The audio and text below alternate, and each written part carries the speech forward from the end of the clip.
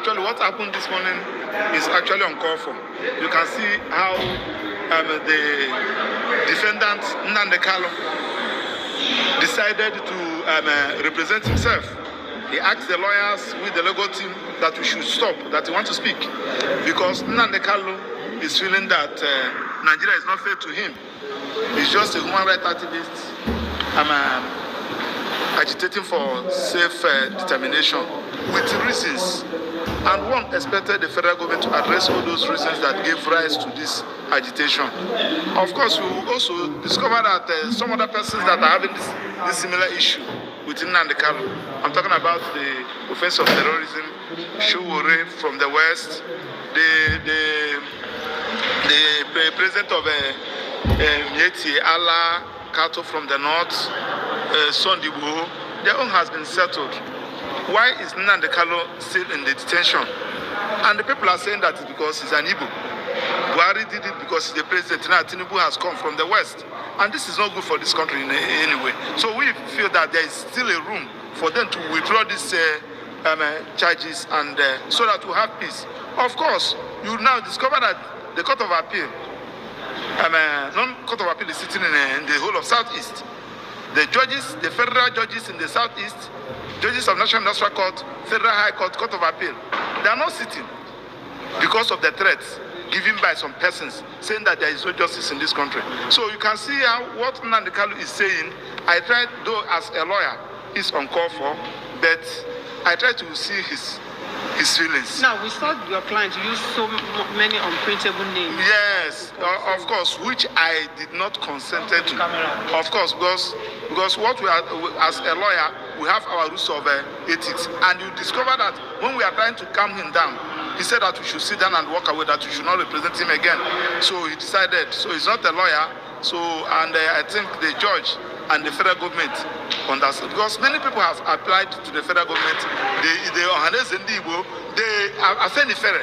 Many other persons have applied, has begged the federal government, please use political means to resolve this particular matter, releasing Nnamdi Kanu so that we have peace. So, and now the judge, on the issue of the judge recusing herself, there is a subsisting court order. That's what Nnamdi Kanu is saying. And what one expected the judge to first of all set aside that order. I don't say you give the order, you have the right to set aside the order. And even that to set aside the order, you to have now give way for you to have jurisdiction into the matter. Thank you and God bless you. So does it mean now you no longer represent him? Except he called us and asked us to continue. From what is in the court now, he has, maybe because of today's proceedings, are you going to say, because I have a letter he gave me, and that letter has not been withdrawn.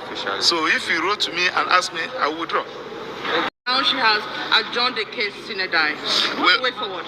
Well, there's no way this case could have gone on anywhere. Because in the first place, the court had lost jurisdiction to sit over this case since September last year. So we came here today on a limited appearance. We appeared under protest out of utmost respect for the judge and for the court, to listen to the court as to the reasons why we were invited before the same court that was recused in September last year. Nigerian public needs to understand the nature of a recusal. A recusal comes as a court order, and even non-lawyers are aware that once an order of court is made, the only way you can set it aside is to take it on appeal. Nobody appealed this order. The order is extant and subsisting, is still valid, and we were invited today to be informed about some memo from the chief judge that we don't even have a copy of the memo. So our submission on the record is that the court stands recused until that order is set aside. Now, sir, the judge, Justice Peter Yago has adjourned this case, Sinedai. What is the implication for your client? Well, Sinedai is a word of art for indefinite adjournment. So she had no business, the court, like I said before, even having the case before her today. So adjourning it, Sinedai or not, really, it doesn't apply. But remember that we had requested this adjournment Sinedai last year, but it wasn't granted. So but now, next? Well, it's up to the judiciary and the federal government. We are not the prosecutor, we are the defense. You throw the ball to us and we catch the ball. We cannot reinstitute the case. Let them do the right thing. Our client recused the judge and the judge consented to the recusal through a coroner. So we await the day that this case will be recalendared before a new judge to try it. We are not afraid of trial, but we are afraid of injustice. And aren't you scared that it might come back to her again? What if it's brought back to her court? Well, under the Constitution, it shall be resisted. It will be unconstitutional to have the same judge who stands recused to recalendar the same case and try it. Thank you very much. Thank you. Thank you, sir. It is time to pray and prepare for the earth to be taken over with the fullness of the glory of the Lord.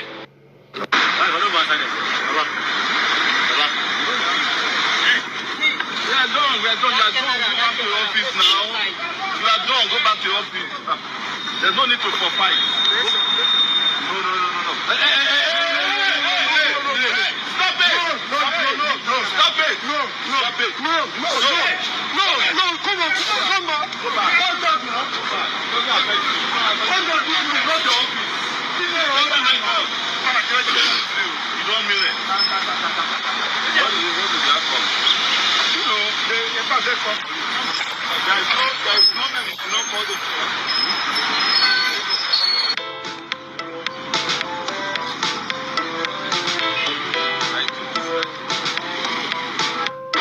Sir? I'm not snapping.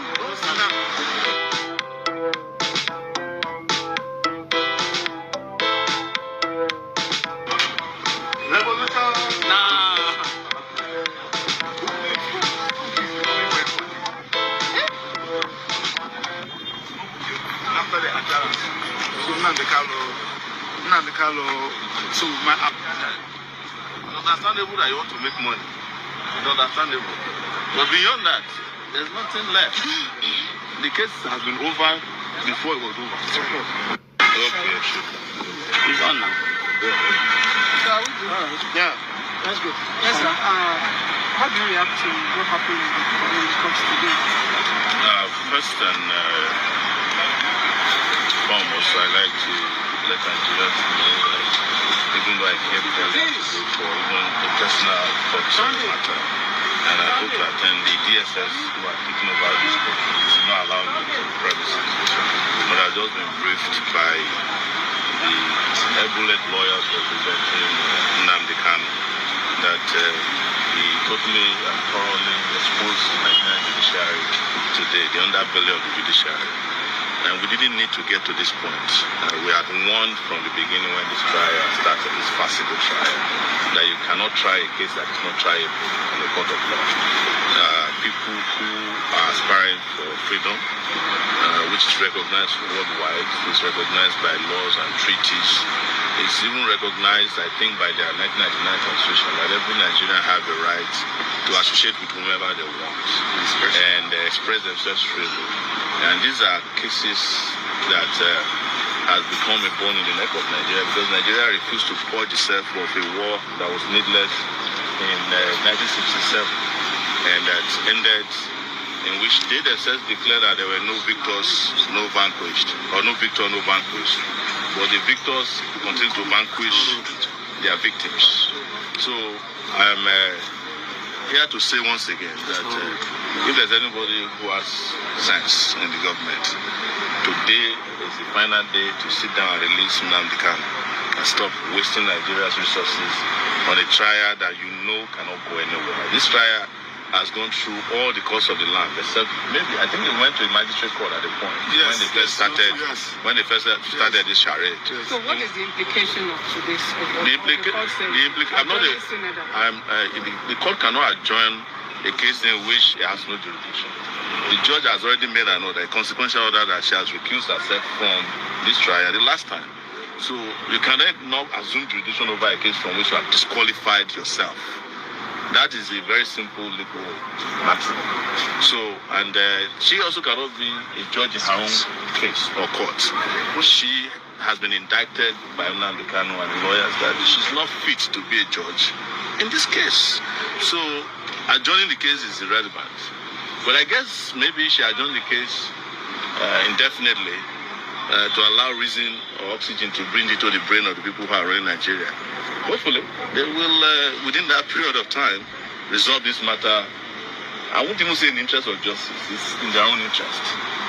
Yes, so because the Supreme Court and other courts have resolved the matter in the interest of what is limited justice in Nigeria. Yes. All right, wonderful people, welcome back to this wonderful channel where we'll bring you back-to-back update and information as the hot. In case you have not joined our social media handle, what are you waiting for? Kindly go ahead and subscribe to our channel. Like, comment, share, and also remember to on your notification button so that whenever our news drop, you go be the first. We'll collect them. If you like what we do for this channel, and in case you want to support, kindly go ahead and give us a super chat or a super thanks. As see there be for the Obodomazin and the Canada accuse George handling his case Bintanyako of compromising standards. The leader of the indigenous people of Biafra, Mazi Nnamdi Kanu Ohamadike, one of Ndigbo, has accused Bintanyako of compromising standards.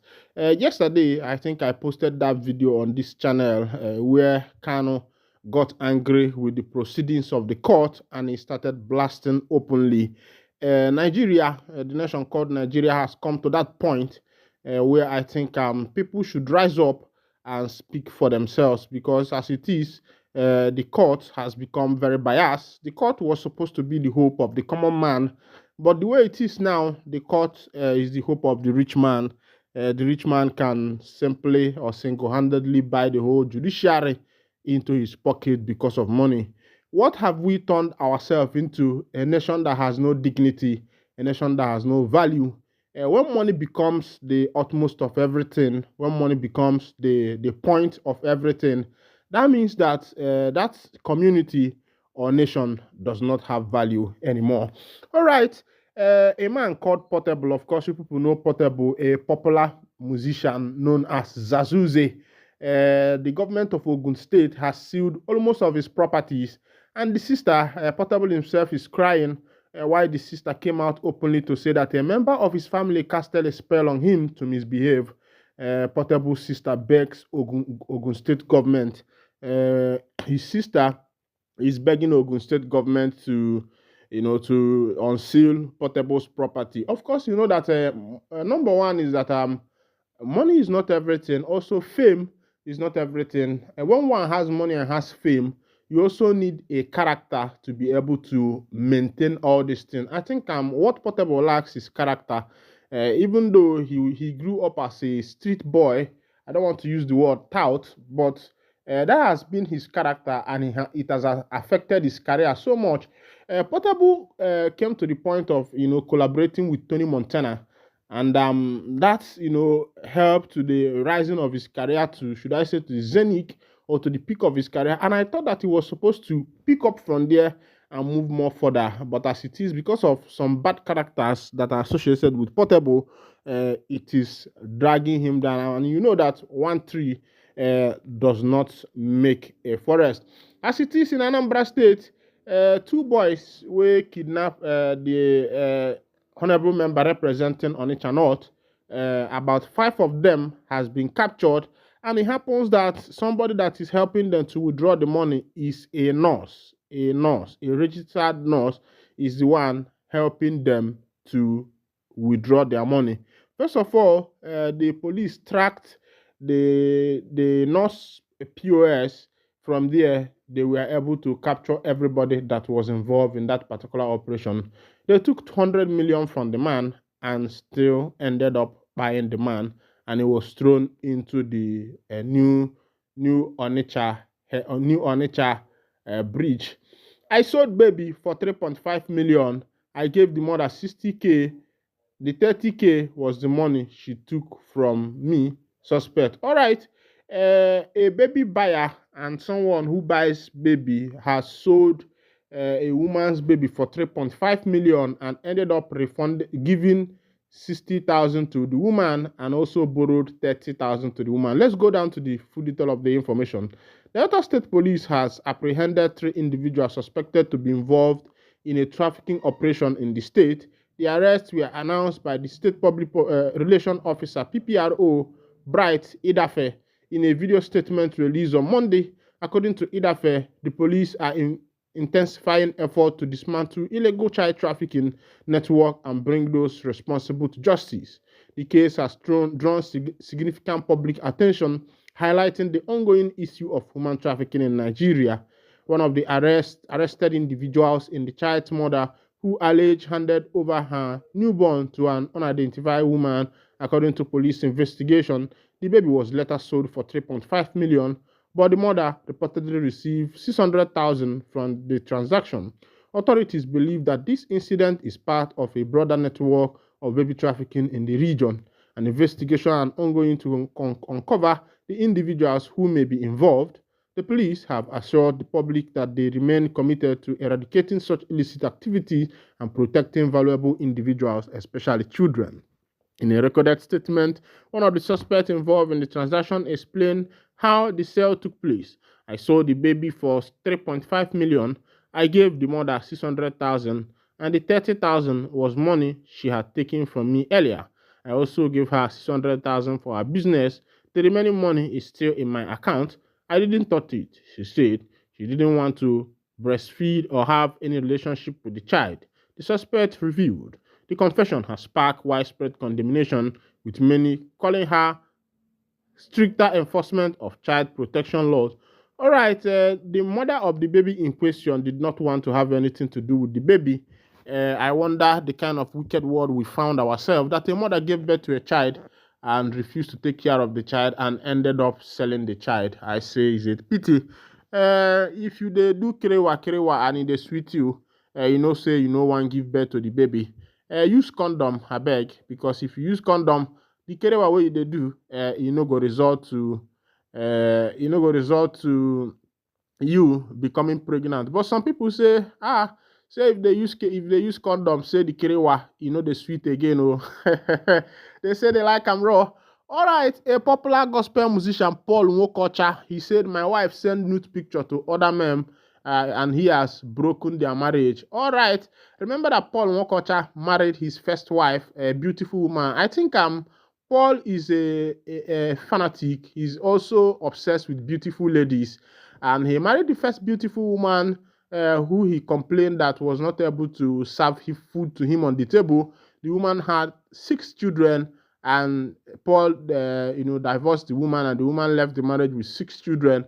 He married also the second wife, a very pretty, fair lady, very young, and according to Paul, he said that the woman is sending nude pictures to other men. I don't know how he got to find out, but if you are at a certain age and, if you are not like Ned Nwoko, because if you are old and you are marrying a young girl that you cannot satisfy her sexual pleasure, something might be happening, except by God's grace, or you have the money like Ned Nwoko, if you buy him all these toys.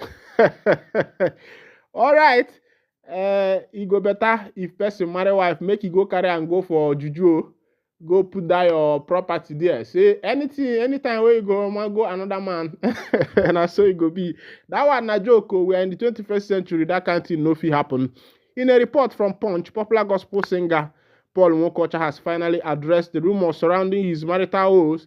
In a recent video posted on his official YouTube channel, Nwokocha revealed the reason behind the decision to end his marriage. According to Nwokocha, his wife's alleged infidelity was the primary reason for the separation. He claimed that she has been sending nude photos and videos to other men, which he considered an abominable act before God and man. Nwokocha stated that he has no regret about ending the marriage, emphasizing that he owes no one an apology for his decision. He challenged critics who questioned his action, asking how they would react if he faced this in a similar betrayal.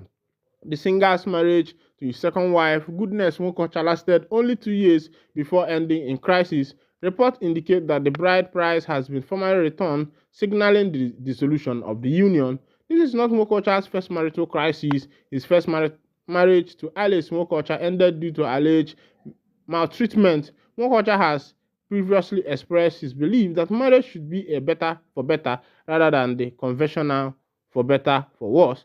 All right, these people will be Christians and where all of us they look up to. Me myself, I still be Christian, but the ones where we they look up to say they are supposed to be living the right life and not the one living the right life. If you marry the first wife and a problem came up, you married the second one, problem came up. Okay, we are waiting for more culture because we know that he is going to marry the third one, and if problem assumes again, we will conclude that the problem is coming from one culture. All right, as it be, in Anambra State, a killer, someone has killed three siblings in Nnewi, and Nnewi, a neighbor, did this thing to three children. Let's go down to the information. The new Commissioner of Police in Anambra State, Mr. Livingstone Urugutu, revealed on Monday that the killers of three siblings found stuffed inside a refrigerator in Nnewi are residents of the same vicinity during his visit to the bereaved family. Urugutu vowed to unmask the perpetrators and ensure justice is served. In Nnewi, abomination and anathema, alo merudia, where three siblings were buried and were stored in a refrigerator. Their mother is still dumbfounded. She don't know how this thing happened. But of course, you know that the day has become very evil, where people are looking forward to, make a lot of money and become rich quick. Forgetting that aka aja ka ndị Igbo kwuru n'ọnya na-ebute ọnụ mmanụ. All right, wonderful people, this is where I'll be winding down the curtain. And if this is your first time of joining us, kindly go ahead and subscribe, like, comment, share, and also remember to on your notification button so that whenever our news drop, you will be the first. We'll collect them. Thank you for listening. God bless you.